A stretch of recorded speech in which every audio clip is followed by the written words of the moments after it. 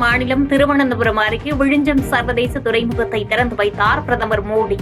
8,900 கோடி ரூபாய் மதிப்பீட்டில் அமைக்கப்பட்ட துறைமுகம் நாட்டிற்கு அர்ப்பணிப்பு.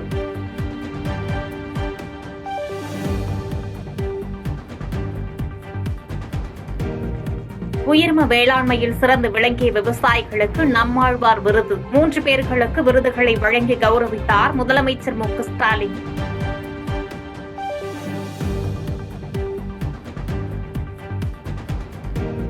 ஈரோடு அருகே முதிய தம்பதி கொலை செய்யப்பட்ட சம்பவத்திற்கு எடப்பாடி பழனிசாமி கண்டனம். இதுதான் சட்டம் ஒழுங்கு சிறப்பாக இருப்பதன் லட்சணமா என முதலமைச்சருக்கு கேள்வி.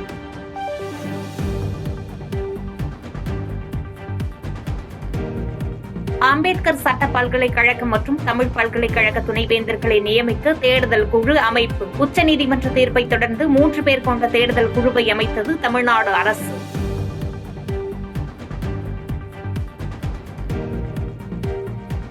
கடலூர் மாவட்ட ஆட்சியர் அலுவலகம் எதிரே அங்கன்வாடி ஊழியர் சங்கத்தினர் காத்திருப்பு போராட்டம். அங்கன்வாடி மையங்களுக்கு கோடை விடுமுறை அளிக்கவும் காலி பணியிடங்களை நிரப்பவும் வலியுறுத்தி முழக்கம்.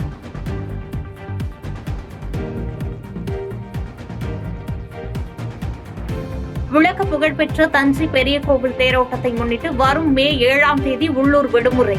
விடுமுறையை ஈடு செய்யும் வகையில் மே 24 பணி நாளாக செயல்படும் என மாவட்ட ஆட்சித்தலைவர் அறிவிப்பு.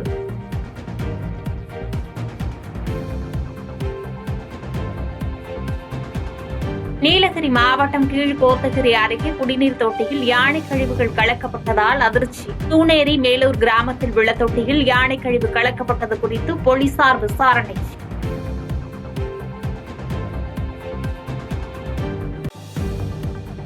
ஈரோடு அருகே தோட்டத்து வீட்டில் தனியாக வசித்து வந்த வயதான தம்பதி கொலை. 8 தனிப்படைகளை அமைத்து குற்றவாளிகளை தேடி வரும் காவல்துறை.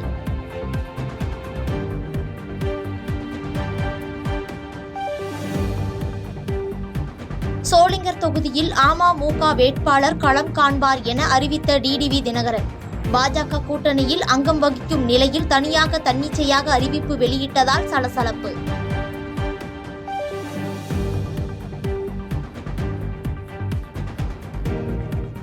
குறைவான மதிப்பெண் எடுக்கும் 5 மற்றும் 8ஆம் வகுப்பு மாணவர்களை ஃபெயிலாக்கும் சிபிஎஸ்இ நடைமுறைக்கு தமிழக அரசு கண்டனம். பெற்றோர்களும் எதிர்ப்பு குரல் கொடுக்க வேண்டும் என அமைச்சர் அன்பில் மகேஷ் வலியுறுத்தல்.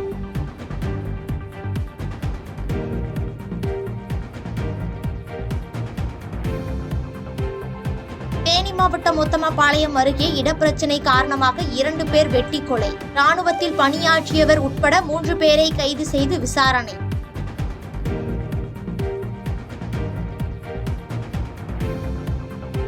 தருமபுரி மாவட்டம் அரூரில் ஜாதி பெயரை கூறி இளைஞரை கட்டி வைத்து அடித்ததாக புகார். வன்கொடுமை தடுப்பு சட்டத்தின் கீழ் 4 பேரை கைது செய்த காவல்துறை.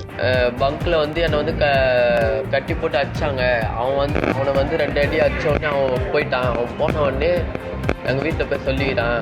என்னை பச்சை பச்சையா திட்டி குறை குதி பையா குறவன் ஜாதி பற்றிலாம் எழுதுகிறாங்க. அது நடவடிக்கை எடுக்கணும். சென்னை மாநகராட்சி நிகழ்ச்சியில் தூய்மை பணிக்காக ப்ளீச்சிங் பவுடருக்கு பதில் சுண்ணாம்பு பயன்படுத்தப்பட்ட சர்ச்சை. உரிய விசாரணை நடத்தப்படும் என மேயர் பிரியா உறுதி.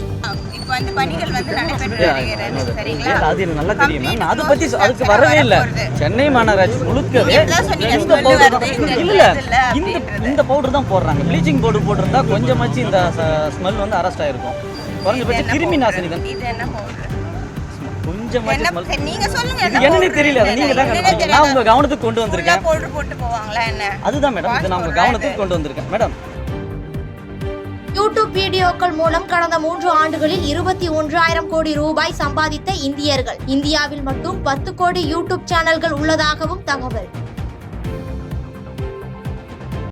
செய்திகளை உடனுக்குடன் தெரிந்து கொள்ள கீழ்கண்ட கேபிள் மற்றும் டிடிஎச் நெட்வொர்க்குகளில் எம்நாடு செய்தி தொலைக்காட்சியை காணுங்கள். பாதகம் செய்பவரை கண்டால் நாம் பயம் கொள்ளலாகாது பாப்பா. மோதி மிதித்துவிடு பாப்பா, அவர் முகத்தில் உமிழ்ந்துவிடு பாப்பா. அண்மை செய்திகளை உடனுக்குடன் தெரிந்து கொள்ள இணைந்திருங்கள் எம்நாடு தொலைக்காட்சியுடன்.